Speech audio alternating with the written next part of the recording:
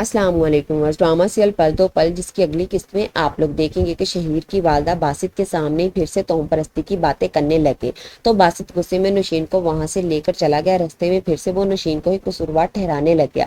وہ نوشین سے یہی کہتا ہے کہ مجھے تم سے اس حد تک کی لاپرواہی کی امید نہیں تھی، آج تمہاری لاپرواہی کی سزا مجھے مل رہی ہے، تمہیں اپنی خالہ کی بات سن لینی چاہیے تھی۔ ادھر شہیر کی والدہ نبیرہ سے کافی محبت سے پیش آتی ہیں تو نبیرہ کی والدہ سمجھ گئی۔ وہ ان لوگوں کے جانے کے بعد اپنے شوہر سے یہی کہتی ہیں کہ فاقہ کا نبیرہ کی طرف لگاؤ اور محبت اس بات کا اشارہ ہے کہ وہ شہیر کا سوچ رہی ہے۔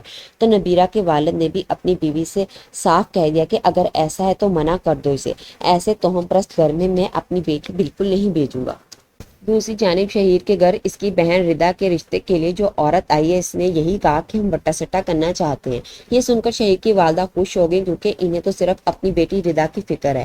شہیر بھی پاس ہی بیٹھا تھا، وہ تو یہ سن کر پریشان ہو گیا۔ ان کے جانے کے بعد تو شہیر کی والدہ بہت خوش ہوتی ہیں۔ وہ شہیر سے یہی کہتی ہے کہ اگر یہ رشتہ ہو گیا تو تمہارا اور ردا کا تو نصیب ہی کھل جائے گا۔